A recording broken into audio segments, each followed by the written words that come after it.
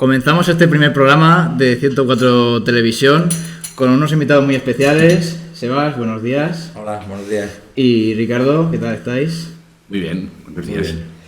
Bueno, os queríamos hablar aquí sobre... Se acercan las fiestas de San Roque y bueno, que queremos saber más sobre quién fue San Roque, sobre la imagen de San Roque. Así que, si queréis, vamos a dar comienzo a esta entrevista y vamos a aprender mucho sobre San Roque, que es a lo que hemos venido aquí. Sí, bueno, pues el origen de San Roque en Tobarra, el documento más antiguo que tenemos es en las relaciones topográficas de Felipe II, se habla de la devoción por San Roque en Tobarra.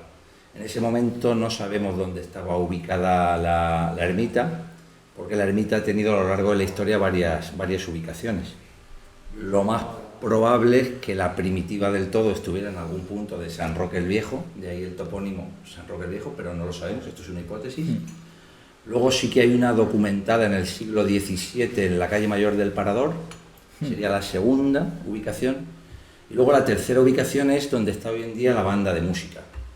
Ahí a comienzos del siglo XVIII, gracias al patronato, al testamento de Antonio de Rojas, Rodríguez de Vera y Rojas, sabemos que la ermita se hace la de la placeta, se llama siempre la placeta, donde está hoy en día la Unión Musical Santa Cecilia, se funda también la cofradía y bueno, esa ermita es la que llega luego ya hasta 1973, cuando se inaugura la actual iglesia. O sea que digamos que la ermita de San Roque en Tobarra ha tenido al menos 3 ubicaciones documentadas totalmente, y la cuarta, la inicial, que es muy probable que pudiera estar en algún punto de San Roque el Viejo, porque los topónimos nunca mienten, cuando hay un topónimo es por algo. ¿Y dónde crees que, por localización, dónde crees que habría sido ese sitio donde estaría la antigua iglesia? No, eso no se puede saber, eso es especular. Las ubicaciones de las ermitas de San Roque, no solo en Tobarra, en todos los sitios, siempre se hacían en las entradas de las poblaciones, entradas y salidas de las poblaciones. ¿Por qué? Porque San Roque es un santo protector contra las epidemias. Entonces se consideraba que poniendo la ermita en la entrada del pueblo, el pueblo se protegía frente a la epidemia. Entonces por eso sabemos que la segunda y la tercera se hicieron en la parte de salida del pueblo hacia el norte, el camino que salía hacia Chinchilla, tanto la que estaba en la calle Mayor Alta del Parador, como después la que se hizo en la placeta, que cuando se hace la ermita en la que es hoy en día sede de la Unión Musical, aquello era las afueras del pueblo en aquel momento. Eso sí se sabe. Sí. Y entonces en este lado tendría el sentido también en el camino que sale hacia las Peñas de San Pedro. Pero la ubicación exacta ahí no lo podemos saber. Ya más para especular, claro, ¿qué es lo que crees que podría... ¿Dónde crees que se podría haber construido la iglesia? No, por lógica la primera... Sí, pero era más que nada para... ¿Dónde podemos tener una idea?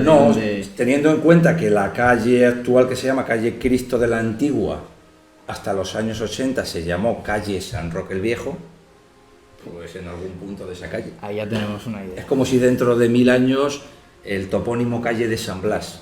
San Blas en Tobarra hace muchos años que no está la ermita, pero mira cómo queda el topónimo ahí, calle San Blas, porque hay una ermita de San Blas.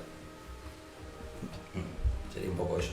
Y la devoción se debe sobre todo a un santo protector contra las epidemias, porque a partir del siglo XIV la peste negra hizo estragos en España y en toda Europa. Entonces San Roque, San Sebastián y San Cristóbal eran los 3 santos a los que se encomendaba Tobarra para protegerse. Ahora hablaremos más en profundidad sobre este tema, pero ahora vamos a preguntarle a nuestro cura. Ya preguntas un poco más a lo personal. ¿Cómo vivías, tú que has sido cura y eres cura y has estado trabajando en otros pueblos de la zona, cómo vivías antes las fiestas de San Roque y cómo las vives ahora? Pues a ver, si yo no recuerdo mal, en ninguno de los pueblos donde yo he estado se celebraba, ¿vale? Yo he estado de cura en Alcaraz y no se celebraba. En Montiel y Rueda tampoco se celebraba, ni en Ellín tampoco, por lo tanto, durante esos años prácticamente no la he celebrado. Sí que la he celebrado la fiesta, bueno, pues aquí cuando era niño, hasta, sabéis, creo que todo el mundo lo sabe ya más o menos, y si no, pues lo decimos y lo recordamos. Yo estoy viviendo aquí hasta que terminó el colegio, hasta los 14 años, luego ya nos fuimos, por diversos motivos, bueno, trabajo sobre todo y tal, pues nos fuimos a vivir a Albacete. Y sí que recuerdo que los primeros años volvía volví a las fiestas, me de agosto y tal, pero ya cuando en el año 82 me fui al seminario, ya prácticamente desde ahí, Semana Santa nada, porque tenía que estar en las parroquias echando una mano. Y luego en la feria, pues poco a poco tampoco, ¿no? Mi familia sí que ha ido viniendo, pero yo poco, ¿no? Y también es verdad que yo al pertenecer a la zona de la plaza, y claro, mi juventud no es la de ahora, ¿verdad? Los críos vuelan por cualquier sitio. Nuestra época era mucho más localizada, estabas allí en la plaza y mucho cuidado con largarte mucho, porque bronca fija había, entonces salíamos hacia San Roque cuando salía con mis padres y tal, entonces bueno, pues, mi recuerdo es muy poco, ¿no? Por estar poco en ese barrio, ¿no? Era demasiado chiquillo y todo eso, entonces sí, a la fiesta, a la feria, alguna vez puedo recordar vagamente, pues en el otro San Roque, la misa y alguna procesión, pero muy poco. A ver, también otra pregunta para ti más personal, Sebas. Tú eres el presidente actual de la Hermandad de San Roque. ¿Cuánto tiempo llevas siendo presidente y qué ha significado para ti tanto el cargo como San Roque en general? Bueno, pues yo entré como miembro fundador de la hermandad porque me buscó mi amigo Serafín Martínez, que era la persona que fue el primer presidente, y entonces él me buscó. Yo entré al principio como secretario y en el equipo de revista. Eso fue en el año 2008, a finales del 2008. Estuve en el equipo de revista con él, haciendo la revista, hasta que luego en el 2018 ya cesó Miguel Gómez, que había sustituido a Serafín en la presidencia. Serafín y yo seguíamos en el consejo de redacción de la revista, y ya a partir de finales del 2018 ya cogí la presidencia, pues hasta ahora. Y nada, pues para mí ha significado mucho porque combina dos cosas. Yo siempre he vivido en el barrio de San Roque, yo me crié en la calle Faco y jugaba en la Don Alonso, corazón puro del barrio antiguo de San Roque, y luego pues Serafín tuvo la idea de que hiciéramos una revista de historia local que fuera también combinara la promoción de San Roque con la recuperación de la historia local. ¿Es la especial que tenemos? No, todas. O sea, la idea era que se creara la que se llamó número extraordinario, pero que es la número 1 realmente, y que continuáramos. Y haciendo pues una revista de estudios locales, de historia local. Porque en la revista de Semana Santa se publicaban estos artículos, pero no pegaban mucho. Y entonces, pues claro, pues a mí esa propuesta me iba también al pelo, porque yo era en ese momento ya licenciado en historia, y pues perfecto. San Roquero y revista de historia local, pues la idea me vino al pelo. Y ahora que hablamos de la revista, ¿qué te ha hablado la gente sobre la nueva revista, la de 2025? Nada, la acogida ha sido muy buena. La acogida, como todos los años, tenemos la suerte que tenemos ya fidelizada mucha gente, porque tenemos más de 200 socios, los anunciantes y luego el resto de gente que la compra. Entonces, quien tiene ya 15 números, pues quiere tener el número 16. Al final, lo bueno que la revista ha conseguido es que ya ha conseguido la fidelización de la gente y no te vas a quedar ahora ya sin en el número 16 teniendo hasta el 15. Sí. Y bueno. Bueno, pues sigo yo. Ya entramos, ya dejamos lo personal. Ricardo, tú como clérigo, ¿sabrías explicarnos quién fue San Roque? Que en Tobarra sabemos que hay mucha gente, entre ellos me incluyo, que no sabemos sabemos quién fue San Roque, pero no sabemos qué hizo. ¿Nos puedes explicar quién fue San Roque? Bueno, a ver, así más o menos, no te diría que he hecho yo un máster, pero bueno, de todas maneras, sabiendo que ibais a preguntarme, pues sí, una cosa me he apuntado para que no se me olvide, porque no tengo la inmensa suerte de la memoria prodigiosa que tiene y conocimientos, por lo tanto, a mucho nos haría falta. Algún pequeño enchufe me he dejado aquí, no lo miréis la chuleta, pero aquí está, ¿no? Tranquilo. Lo primero, por situarlo históricamente, estamos hablando de finales de 1200, se supone que hacia 1295, por ahí es cuando nació. Él pertenecía a una familia rica, poderosa, era de Francia, de Montpellier, y bueno, pues él debió tener una infancia y una primera juventud pues, realmente buena, aunque también es verdad que relativamente pronto quedó huérfano, y entonces, bueno, pues ahí sí que es verdad que sufrió algún problema que otro y tal, ¿no? Y él decide en un momento determinado, por eso que luego me parece que hablaremos de eso, en la forma de vestir aparece mucho lo de peregrinar, los símbolos del peregrinaje, porque él marchó a Roma un poco intentando buscarle un sentido a su vida, intentando buscar un poco cuál sería lo que el futuro le pedía, ¿no? Y ahí tuvo, como bien ha comentado, él tuvo el encuentro con la epidemia, ¿no? Con la peste que en aquella época fue terrible en toda Europa, y entonces, bueno, pues él también se dedicó un poco a ayudar, él estuvo ayudando con los enfermos y que hablaremos, creo que también, ahora después. Por eso aparece en la rodilla, ¿no? Los signos de la peste, porque contrajo la peste y se tuvo que retirar, estando en Italia, se retiró a un bosque para, bueno, en principio su pensamiento era, bueno, pues dedicarse ahí a la oración y si tenía que morir, pero bueno, pues tuvo la inmensa suerte de que se recuperó, ¿no? Y bueno, pues ahí fue atendido, que también aparece, ¿no? El perrito que le lleva el pan y tal, que es, bueno, habría que ver hasta qué punto es histórico o aquello es mitología, pero bueno, pues es como se le representa. Y luego parece ser que volvió, después de todo ese peregrinaje, volvió a Montpellier, donde bueno, pues él fue recusado, él se le supuso que era un espía y tal, y bueno, pues tuvo un final de vida como bastante triste después de la buena vida dedicado como había estado, ¿no? Él se cayó, no quiso defenderse y bueno, pues estuvo un tiempo en la cárcel y demás, ¿no? Pero se supone, por tanto, que murió hacia 1330, algo así, 35 años, 40 máximo, creo que vivió, ¿no? Y bueno, sobre todo, por lo de la historia y por centrarlo, estaríamos hablando de un hombre que se dedicó a atender a los más débiles, en este caso a los enfermos de la peste, que nadie se quería acercar a ellos, entre otras cosas, porque se conocía poco la enfermedad y era prácticamente mortal porque no se sabía cómo cuidarse, ¿no? Más o menos te queda así algo así. Bueno, a ver, ahora Sebas, has hablado antes de la iniciativa de Serafín, pero ¿nos podrías profundizar más sobre la historia de los inicios de la Hermandad de San Roque? Como si tuvisteis ese gran número de hermanos al principio, o fue todo a más, o tuvisteis altibajos. Cuéntanos. Sí, bueno, la intrahistoria de eso está en que la procesión, en lo que es el finales de los 90 y comienzos de los 2000, está un poco en decadencia. La procesión de San Roque iba muy poca gente, nadie se encargaba, un poco informalmente, no había una organización en cuanto a eso. El ayuntamiento mandaba incluso a los peones municipales a montar y desmontar la imagen. Estaba aquello, luego se pasaba el santo ahí en el trono 2 o 3 semanas después de las fiestas y hasta que el ayuntamiento podía enviar al personal, en fin. Y entonces el sacerdote, don Antonio, les propuso a un grupo de sanroqueros: oye, ¿por qué no hacéis una hermandad? Que por lo menos a San Roque esté un poco atendido, se monte y se desmonte en tiempo y forma. Un poco la idea surgió y la procesión se le dio un poco de empuje. O sea, la hermandad en realidad surgió por intentar recuperar, como de hecho se ha hecho, la procesión. Luego, a raíz de eso surgió hacer la revista. Pero la primera idea era intentar recuperar la procesión, que estaba muy abandonada. ¿Es la revista la principal fuente de ingresos de la hermandad? Bueno, vamos a ver, la principal fuente de ingresos, nosotros tenemos 3 pilares económicos, que son los socios, la publicidad de la revista y luego las subvenciones. Porque nosotros la revista la vendemos al precio de coste. O sea, no le sacamos beneficios en sí a la revista, porque a nosotros nos cuesta hacerla por lo que la vendemos.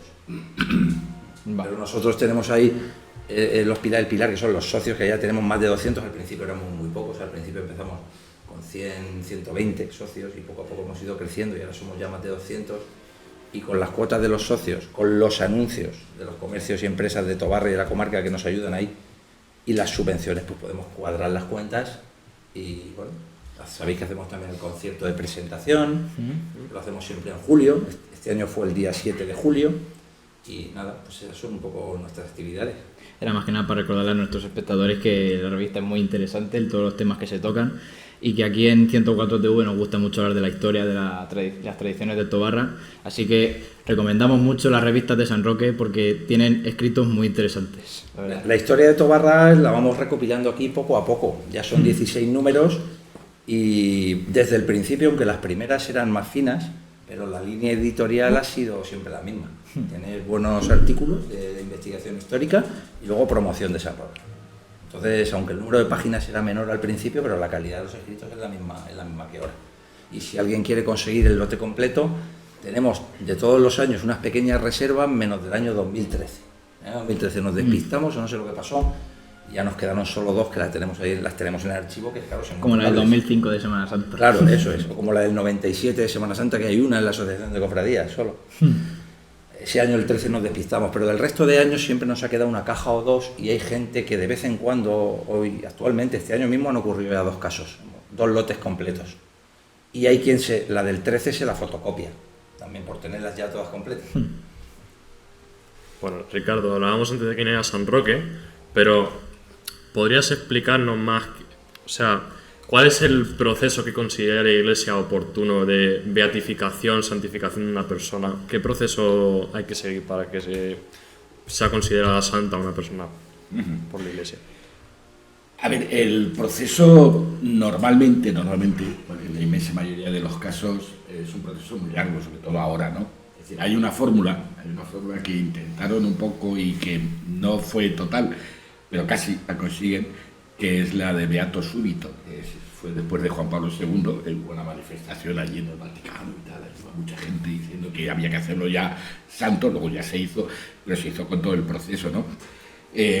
Vamos a ver, es un proceso lento, ¿vale? En primer lugar primero tiene que haber pues una propuesta, ¿no? Es decir, bueno, pues más o menos es una persona que en la sociedad donde está, o la historia, nos habla de que, bueno, pues que ha vivido pues, una vida más o menos santa, es decir, la palabra santo vendríamos a decir que es un sinónimo más bien de ejemplar, ¿no? Es decir, la idea de la santidad no va tanto en la línea de que seas una persona muy especial, sino que eres una persona que puede servir de ejemplo. Si los santos, demasiadas veces nos hemos quedado en el santo solo para venerar al santo y nos podemos equivocar, ¿no? Es decir, el santo tiene que hacer que tú copies su vida, lo mejor de su vida, para imitarlo y acercarte a Dios, que ese es el objetivo de la santidad, ¿no? Entonces, diríamos que en primer momento sería que haya un grupo de gente que identifica a esa persona como una persona que ha tenido capacidades suficientes como para poder servir de ejemplo, ¿no? Una vez que se hace eso, se hace un proceso dentro de la diócesis. El obispo lo que hace es investigar o mandar a alguien que investigue y que conozca, ¿no? Incluso hay también alguien que investiga buscando no solo lo bueno, sino lo malo también, ¿no?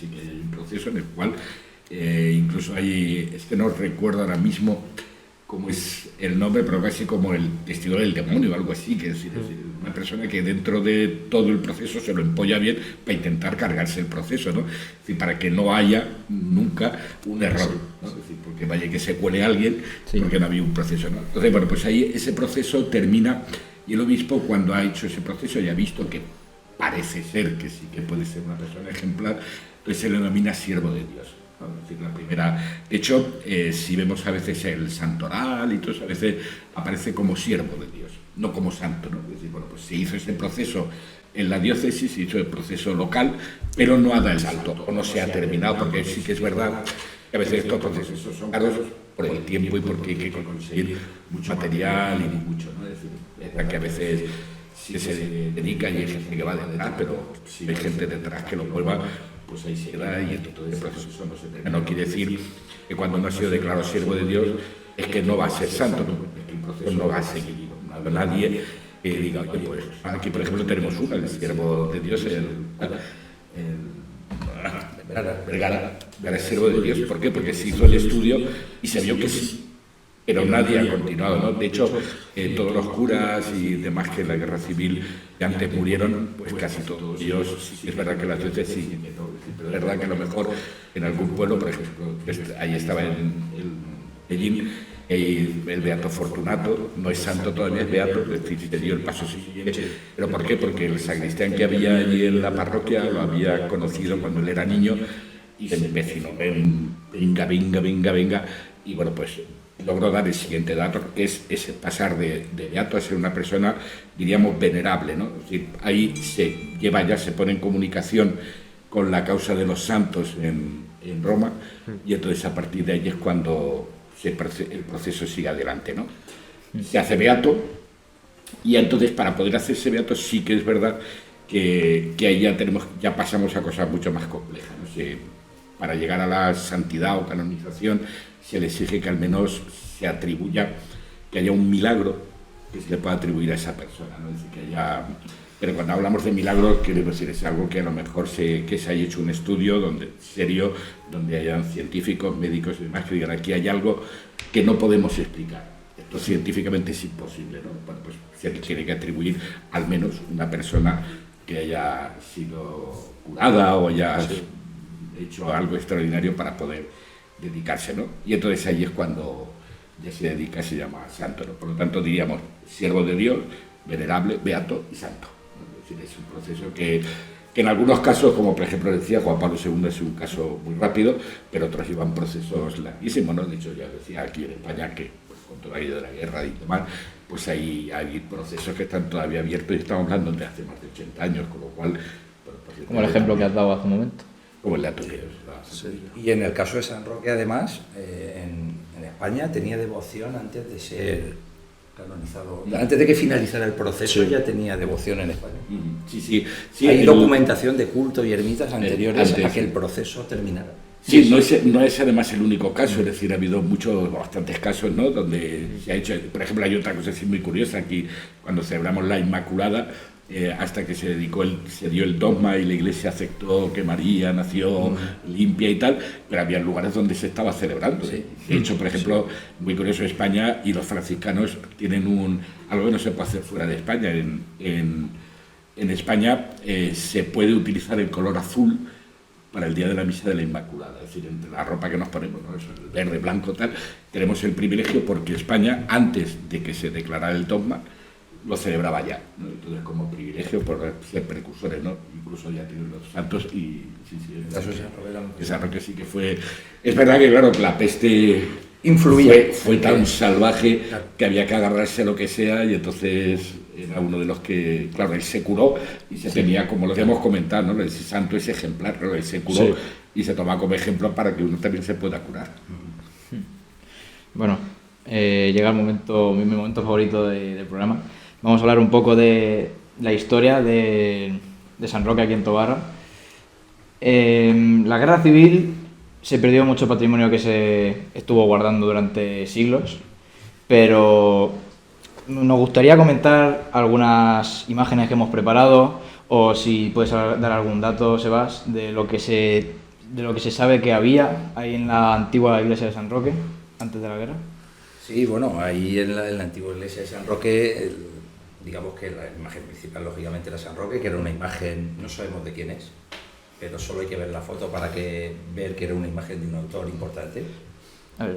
La imagen del San Roque antiguo, si la tenéis por ahí, es... Sí, tenemos la imagen.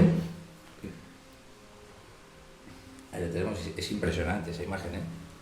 La imagen, yo no sé de quién sería, es de escuela salcillesca totalmente, es de estilo murciano. Ahora vamos a hablar de eso. Pasa a la siguiente página. Y es impresionante. Este es el San Roque de Salcillo.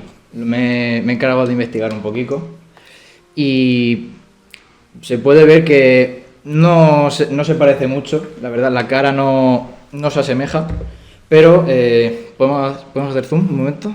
A la ropa, por favor. Sí, el estilo es totalmente murciano. Sí, podemos ver que se puede notar un poquito que el estofado de la ropa que lleva son de detalles vegetales, el de Salcillo, y el que había antes también tiene esos detalles.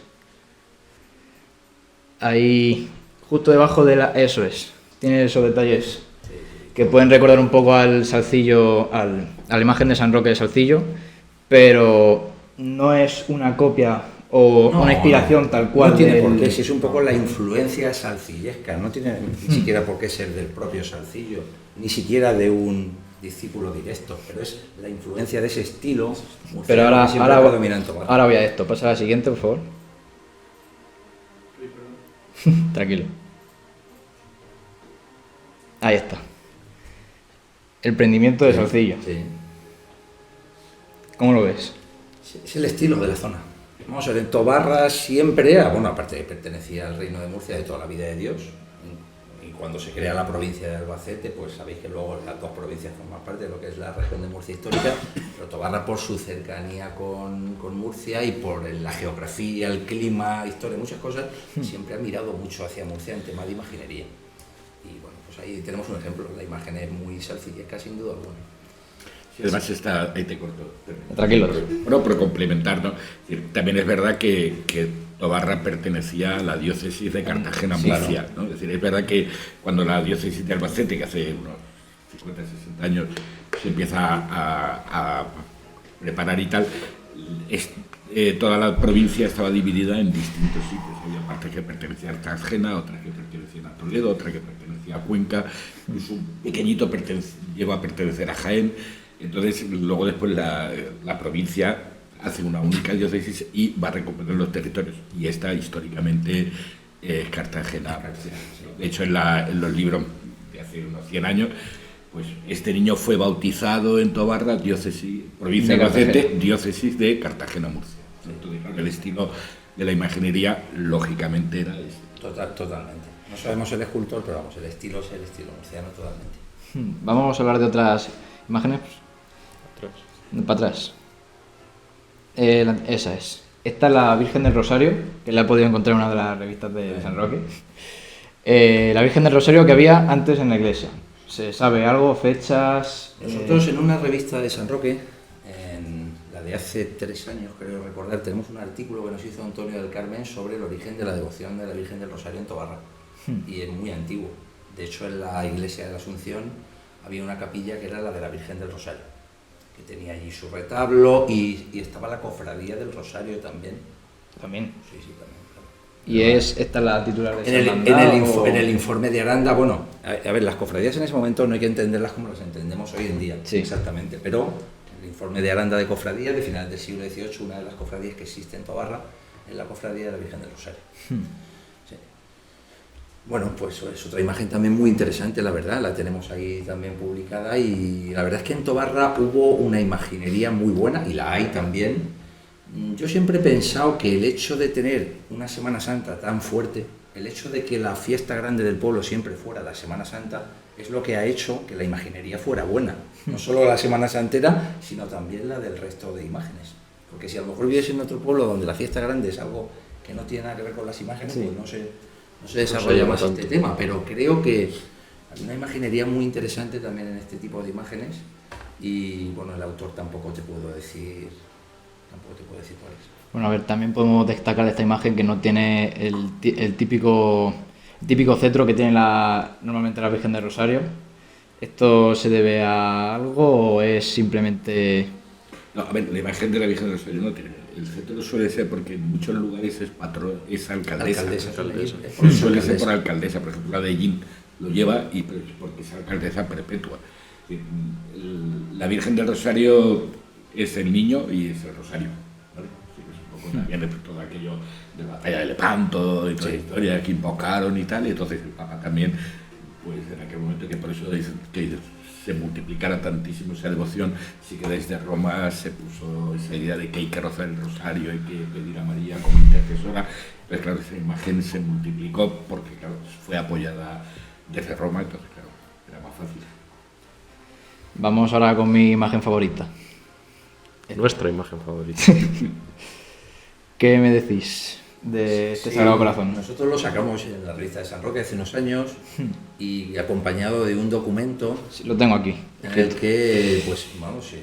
El pie de foto de esta imagen dice: fotografía del Sagrado Corazón de Jesús que se desea adquirir para el templo rectoral de San Roque de Tobarra, recientemente restaurado con varios donativos, entre ellos de Su Majestad Católica Don Alfonso XIII. Sí. En los años 20 parece ser que la ermita que se había construido a principios del siglo XVIII pues estaba muy deteriorada y parece ser que en esos años, en la época de la dictadura de Primo de Rivera, se hizo una remodelación importante de la iglesia, que de hecho es la remodelación que ya llegó hasta como la conocimos algunos, hasta 1900, bueno, yo no había nacido en 1973, pero bueno, como la hemos conocido hasta los años 90 en que se modificó tristemente, porque recordar que la espadaña que hay ahora no es la original. Cuando hicieron la reforma para hacer la sede de la Unión Musical, hundieron la espadaña original con la excusa de que la grúa tenía problemas para echar el forjado. Ahora después veremos la imagen de... Pero ¿qué es todo esto? Pero si ese forjado se podía haber echado perfectamente con un montacargas. No tenía por qué venir una grúa, hundió una espadaña del siglo XVIII con esa peregrina excusa. Pero bueno, parece ser que sí, que esta imagen formó parte de ese programa de remodelación de la iglesia en los años 20. Luego también sería muy interesante que incorporarais cuando editéis el programa una de las imágenes principales que había en aquel templo, que era el grupo escultórico del prendimiento de Roque López, que era un grupo escultórico sensacional y basado en el modelo del prendimiento de Cartagena y realizado por uno de los mejores escultores, uno de los mejores discípulos de Salcillo, Roque López. Sí. Y a ver, esta pregunta va para ti, Ricardo. No sé si lo puedes apreciar, pero del corazón le sale un chorro de sangre y que abajo hay un ángel que le está recogiendo la sangre con un cáliz. ¿Eso tiene algún significado? Seguramente debe ser un símbolo de la Eucaristía. No lo sé porque siento mi ignorancia, pero es la primera vez que la veo. Con lo cual, Pero a ver, no la conocía. Cuando estuviste en Ellín tenías más ejemplos, por ejemplo, el Cristo de la preciosísima Sí, sangre. Eso es lo que iba a comentar antes. Que sí que vi en ese, es decir, sería una alegoría parecida a esta. A ver, sí que un poco, si nos metemos en teología y demás, sí que es verdad que se dice del corazón de Jesús nace la Eucaristía. De la entrega del amor de Dios hacia la humanidad nace la Eucaristía y nace el pan y el vino, ¿no? Entonces, bueno, seguramente, me atrevería a afirmarlo al 100%, de que ahí lo que está haciendo es una alegoría hacia la Eucaristía, ¿no? El corazón de Jesús abierto entrega su sangre para que la humanidad pueda alimentarse espiritualmente de él, ¿no? Seguramente yo diría que va en esa línea. Además de que también el otro ángel de la derecha tiene una tela que dice Reina en España. Eso ya se debe Eso posiblemente fue después, es decir, sí que es verdad que después de la Guerra Civil Española se puso al corazón de Jesús como patrono, protector de España, y de hecho en casi todos, en muchos pueblos, se erigieron imágenes en los montes para protegerlo, ¿no? Así que el corazón de Jesús sí que en ese momento, años 40, más o menos, sí que se puso. Bueno, posible que estuviera de antes, pero posible que fuera así. ¿Tenéis algún comentario más sobre esta imagen? Es que me encanta, ¿verdad? ¿Se sabe si llegó finalmente a San Roque o Sí. estuvo aquí en Tobarra? Sí. Esa imagen estuvo por testimonios. Se sabe que estaba la Milagrosa, esta imagen, el prendimiento, por testimonios se sabe que... Qué suerte tenía la gente de entonces, madre mía. Pues sí. ¿Verdad? Bueno, pues esta pregunta va un poco relacionada con todo lo que estamos viendo de imágenes. Ricardo, tú como clérigo, como cura, párroco de la iglesia de San Roque, Qué chorro de títulos. ¿Crees correcta la veneración de imágenes como cura, sabiendo que en el Antiguo Testamento, no sé en qué parte, eso lo sabrás tú mejor, pone... Dios le dice a un profeta, no sé qué profeta eras, tú lo sabrás mejor también. No te hagas imagen de lo que hay en el cielo. De los mandamientos. Sí. Los mandamientos no harás imágenes de lo alto y del cielo. Sí. Nada. ¿Lo ves correcto que hagamos imágenes para acercar? Yo creo que tener imágenes, aparte de la parte artística y demás, que también es una gozada, poder verlo como arte simplemente. A ver, si lo vemos en la misma línea de lo que decía antes de lo de los santos, es decir, si el santo lo ves como el final, como el objetivo, seguramente nos estamos equivocando. Si la imagen no te lleva más allá, entonces no estamos hablando de veneración, lo que estamos hablando es de idolatría. Entonces, a ver, sí que en este aspecto, habría que ceñirse, por ejemplo, para centrar esa idea del Antiguo Testamento, habría que recordar el episodio en el cual Moisés estaba en la montaña con los mandamientos y cuando baja se habían hecho un becerro de oro para decir que era Dios, claro. De alguna manera ese es el error. Sí. Es decir, tenemos a Dios que camina con nosotros, ¿no? La historia de Moisés y la huida de Egipto y todo eso. Tenemos todo eso y resulta que ahora de repente nos hacemos un becerro de oro y decimos que este es Dios, claro, ya hemos metido la pata. Lo mismo pasaría en la imaginería, claro. Es decir, si la imagen no te lleva a ir más allá, no te lleva al encuentro con la trascendencia, no te lleva a la espiritualidad, entonces sí que estamos equivocándonos. De hecho, nuestros hermanos protestantes no tienen, ¿no? Es decir, ellos se niegan a tener imágenes y todos son cristianos exactamente igual que nosotros y cosas casi idénticas, pero ellos llevan al pie de la letra este tema, pero sobre todo por esa idea de que es verdad que también, claro, si lo situamos el nacimiento de las iglesias protestantes, evangélicas y tal, en la época de Lutero, de Calvino, donde fue una época así un poco convulsa dentro de la iglesia, estamos hablando que es cuando se construye el Vaticano, es cuando se venden bulas ahí a trochimoche, pero para sacar perras. Sí. No, después vas allí al Vaticano, lo ves y dices, pues la verdad es que fue muy triste esta historia, pero el fin justifica los medios. Gracias a eso, que fue una burrada, pues se ha conseguido tener este monumento que es una maravilla y que disfrutas allí impresionante al verlo, ¿no? Pero claro, Lutero, por ejemplo, dice, hasta aquí hemos llegado, claro, yo no puedo esto, mi fe no me deja vivir así.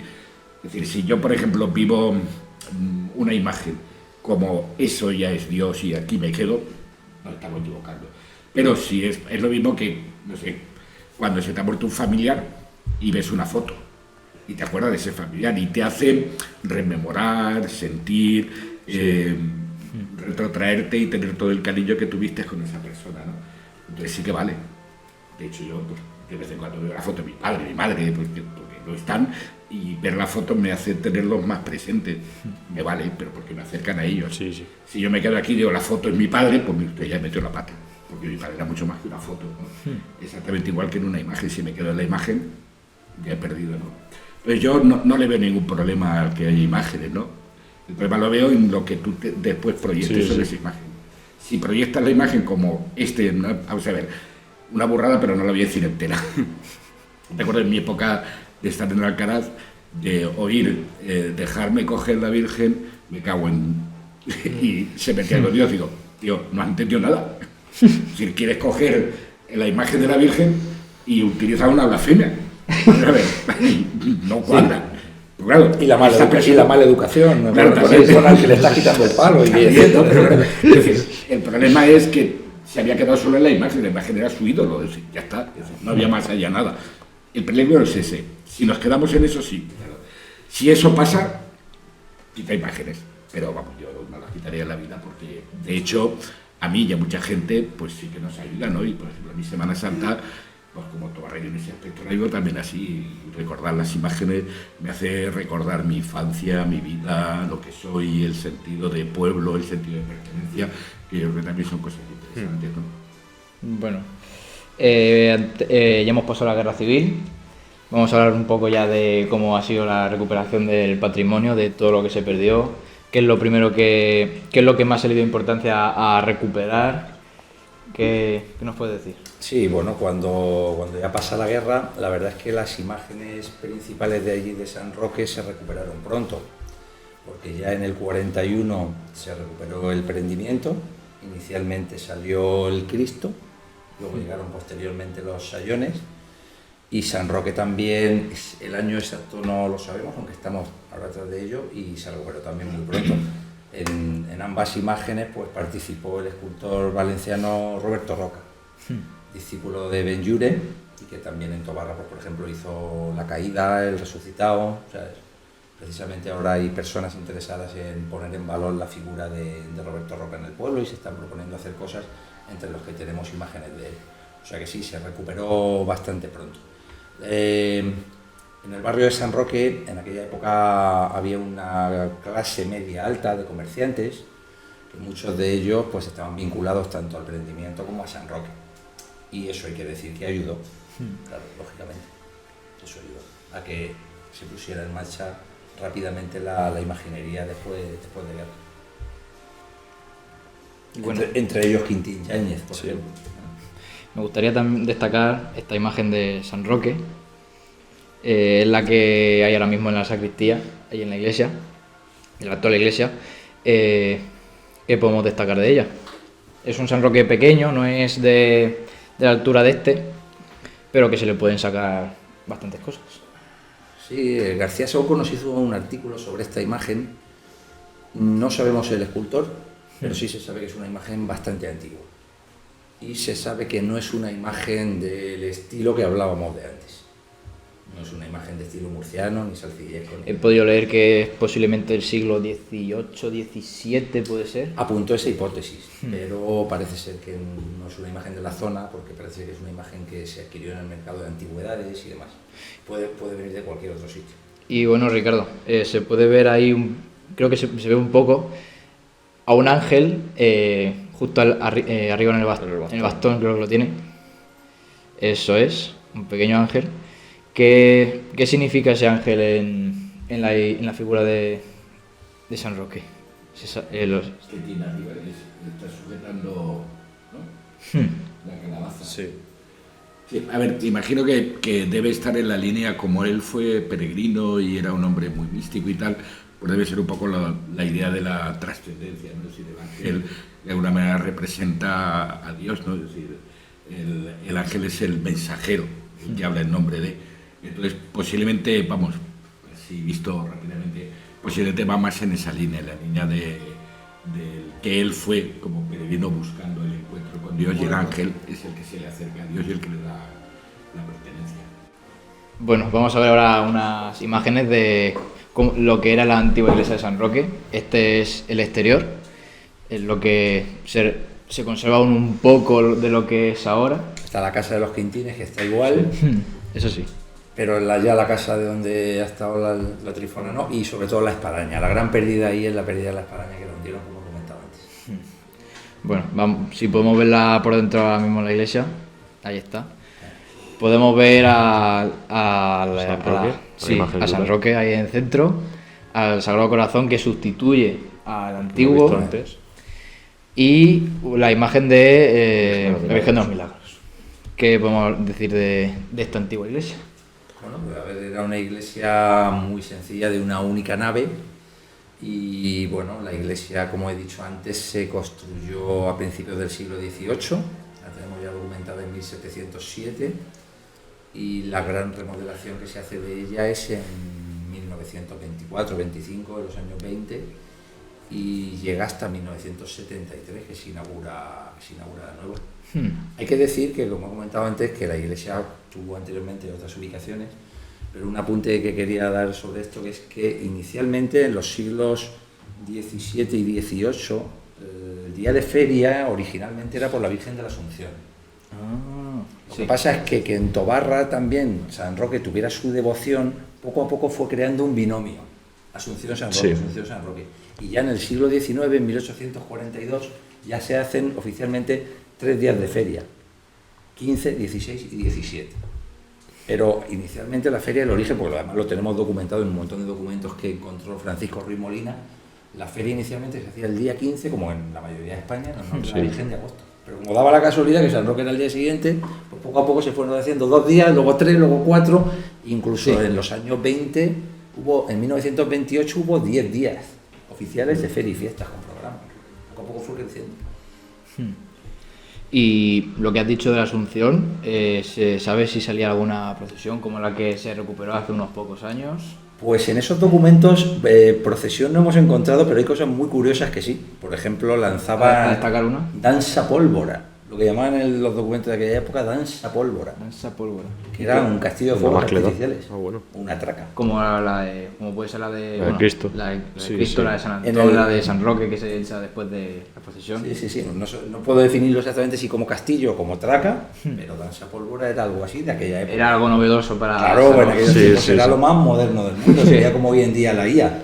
Sí. O, por ejemplo, en esos documentos que encontró Francisco Ruiz Molina, hay documentadas muchas corridas de toros, que se hacían, como todavía no estaba hecha la plaza de toros que hoy conocemos, que se hizo a finales del siglo XIX, lo que hacían era, cerraban los callejones de la plaza pública, ahí en la plaza, cuando la plaza estaba dividida en dos, la parte pública que separaban las casas del ayuntamiento de la iglesia, cerraban todos esos callejones y echaban ahí los toros. Y los toriles estaban al lado de la sede del Paso Gordo. Eso está todo documentado. Tenías a los toros ahí al lado de tu puerta, Ah, Ricardo. no, puerta, sí. Para que yo por entonces era demasiado joven tirando a nada. O sea que sí que había una serie de festividades que se hacían siempre en torno al día 15 o luego posteriormente ya 16 y 17 conforme se fue la feria ampliando en 10. Pues muy bien, ya creo que hemos finalizado ya Sí, con con esta las entrevista. preguntas. Sí. Vamos a empezar con la primera edición de nuestro pequeño minijuego que hemos querido llamarle ¿Cuánto sabes de Tobarra?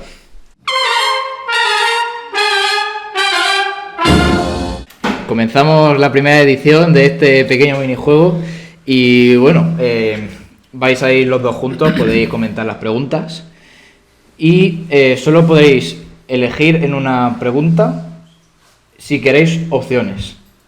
Van a haber 5, solo en una, Puede la ser. que más os cueste, podéis decir que El comodín de las opciones. queremos las opciones. Así es que vamos No vale con- al revés. Sí, 4 comodines. Pues. Vale. Así que luego sabéis formular la pregunta con las respuestas. Venga, vamos a Vamos ver. con la primera pregunta. La primera pregunta es: ¿en qué año se terminó la construcción de la actual iglesia de San Roque? Y lo habéis comentado. Nada, lo tenemos 1973. Hace exactamente 2 años fue el 50 aniversario justo del año. Te tengo aquí El la- que El año que yo volví a vivir en Tobarra. Con lo cual, Muy sencilla esta Hasta pregunta. ahí, Ahí, bien. estaban Tenéis las las opciones. Empezamos bien. Vale, Vale. ¿Quién donó el territorio de la actual iglesia? Sí, la familia Cano Fontecha. Que ya murieron Vamos- y quedan todavía sus descendientes. Vamos a ver las opciones. opciones. Pepe, buenos días. Que podría ser. Podría ser. sí. Francisco Cano Fontecha, Antonio Cano, por si colaba. Y no se se sabe. sabe. Era Sí se sabe. Francisco Cano Francisco Cano Fontecha. Fontecha. Muy bien. Vale. ¿Qué se iba a construir en el lugar de la actual iglesia de San Roque? Ay, la cara de Ricardo. Hubo varias ideas, hubo varios proyectos. Pero la que tenía ya el proyecto hecho, pero no se elaboró. Sí. ¿Sabes de qué te estoy hablando? Vamos a ver, yo lo sé por Serafín, que me comentó que ahí había varios proyectos para hacer un hogar de la tercera edad. Estuvo sobre la mesa hacer un hogar de la tercera edad, que luego se hizo un poco más Al lado. arriba. En aquellos años también se proyectaba hacer una biblioteca. O sea, había varias ideas en el pueblo. La respuesta que hemos encontrado es más tirando para el tema religioso. A ver si tienes alguna idea. ¿Queréis las opciones o...? Venga, vamos a las opciones. ¿Sí? porque- Sí. idea. Ya hemos gastado comodín ya. Tenemos o un centro médico, Casi. o un casino, un colegio de monjas o un cuartel de la Guardia Civil. A ver, solo una.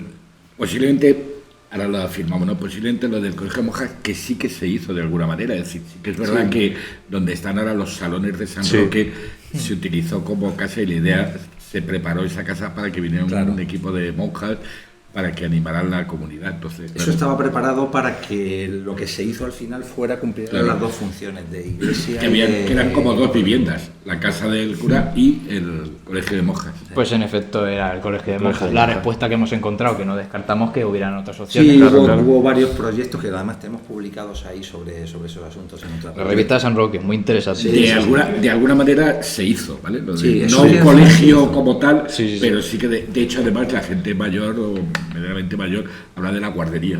Que yo era la guardería. Sí, ¿no? bueno, yo fui allí a la Pues guardería. viste, ¿no? Yo Y fui a eran la religiosas las que estaban al Con frente la de eso. señor José. Con la señor José. Que la señor José era una religiosa en principio cuando vinieron y cuando estuvieron. Sí, yo fui allí, pues el día del año. Entonces se nos da como buena. Sí, ¿no? sí. Sí, es, se da es- como- es buena. Dudo que sea un casino. No, el casino estaba allá abajo en la plaza. Siguiente pregunta. ¿Qué había antes en el lugar donde está el monumento del tambor? Esta la hemos subido a redes sociales. Y Pero- la gente le cuesta responderla. Bueno, algunos. A ver si Está yo muy, me acuerdo. está muy sencilla porque. Espera, a ver si le. A ver si le la sale. Ricardo. No, a ver, no, es que no recuerdo. Allí, fíjate, mis primeras épocas de trabajar fue justo al lado del Monumento del Tambor, donde está el bar, de copas del monumento. Ahí Sí. había una tienda de muebles que regentaba uno de Cordovilla, te estoy hablando de los años 70 y algo. No menos. Y es que, a ver, yo iba allí, cuando terminaba la escuela me iba allí, hacía los deberes y tal, para que él pudiera estar y me ganaba yo mis primeras perrejas. De hecho, mi primer tambor lo compré compraste con con un el dinero ganado allí. Pero, joder, me acuerdo que había afuera. Luego salí ya, yo. posteriormente, ya cuando se remodeló la avenida a finales de los 70 y en los 80 ya se hizo la fuente, Eso es. la primera fuente que hubo y luego una segunda fuente que hubo.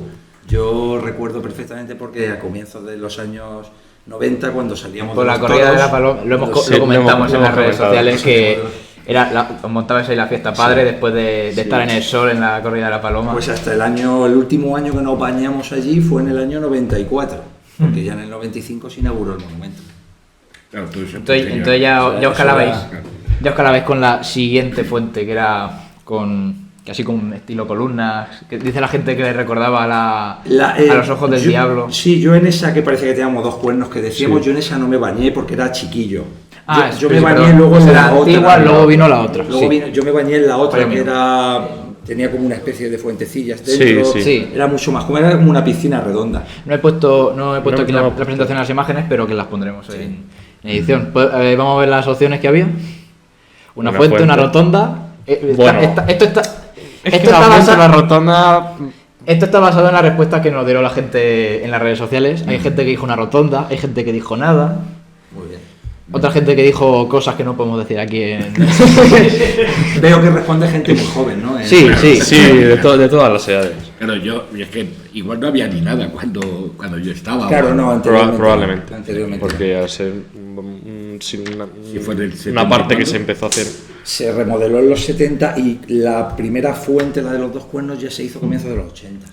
Luego la otra a finales. Ya no estaba yo por aquí. Vamos La siguiente pregunta. a la última pregunta. Esta estaba dividida. A ver, lo del tema de la imagen va referido a ti, Ricardo, y el tema del siglo es para ti, Sebas. ¿Qué imagen es esta y de qué siglo es? Esta es una virgen, es María, Pero y que... la vocación es la Inmaculada. Eso es. Entre otras cosas, fácilmente la iconografía nos lo dice, es decir, está pisando los cuernos, el demonio y demás. ¿Y el Y siglo? está coronada. Sí, es que esta imagen le pedimos a García Saúco que nos hiciera tenemos un artículo hecho en una de las revistas de San Roque sobre esta imagen. Y es una inmaculada pues del siglo XVIII. Él apuntó que podía ser una inmaculada del siglo XVIII. Pues a ver, hemos encontrado otra respuesta, pero creo nos acercamos ahí. Tenemos las opciones. Virgen de la Esperanza del siglo XIX, Virgen de Fátima del siglo XVIII, Inmaculada Concepción encontramos que era del siglo XVI. Ya no sé la fidelidad de García esa Saúco fuente. plantea ahí la hipótesis que puede ser o del 17 o del 18. 16. Vale. Pero de 16 es que es muy difícil porque el culto a la Inmaculada empezó ya a desarrollarse en los pueblos muy a finales del 16, con lo cual... No, a ver, yo me baso en el artículo. Sí, que sí, sí. hizo Pues García Saúco. corregimos esta fecha y ya está, la gente Sí, ya sí, lo sí, puede sí. saber. Y no se me ocurre otra cosa, Santa Ana del siglo XV. Bien, pero vamos, no es la madre de la Virgen, es la Virgen. Que como había una carica, digo, a lo mejor cae en la de abajo la Virgen María, la de arriba. Sí, sí, sí. No, está allí en San Roque. Ahí no, Y- ya, aparte la tengo, venimos ahí de la sacristía, la saludo, buenos días. Pues por eso digo, esta la tienes que saber, Ricardo. Sí, imagínate. Pues, Bueno, pues ya hemos ya hemos terminado. terminado. Bueno, pues un cuestionario muy interesante y un programa que está pues, genial. Pues- Esperemos cuando esté editado. ¿Queréis decir algo a la audiencia? Pues nada, que sigan este programa y que tenga mucho éxito. Muchas gracias. Muchas gracias. Sí, nada, invitaros sobre todo a que la primera parte también, ¿no? Que de los invitados que traigáis, pero también la última es muy interesante, ¿no? Es decir, el hecho de conocer nuestra historia y saber las cosas. Al final queríamos darle un toque pues, más entretenido para la gente, porque al fin y al cabo, escuchar un programa de 30-40 minutos, hay mucha gente que no se lo traga, así que si lo podemos hacer más entretenido, ameno, más entretenido, claro. mejor para todos. Y si al final vienen las encuestas, Sí, pues bueno, pues nada. pues muchas gracias por haber venido y ya si alguna otra ocasión nos vemos, pues aquí tenemos Aquí os vuestra casa. esperamos. A vosotros por acordaros de nosotros y pensar que podemos decir cosas interesantes, que no te creas que es poco. Esto es lo importante. Muchas gracias por la invitación y cuando queráis para cualquier otro tema del pueblo me tenéis a vuestra disposición. Pues va a ser más pronto que tarde. Bueno, pues muy bien. Pues nada, aquí nos despedimos en 104 TV, nos vemos en el próximo episodio y recordar que aquí aprendemos siempre de historia y de tradición de Tobarra.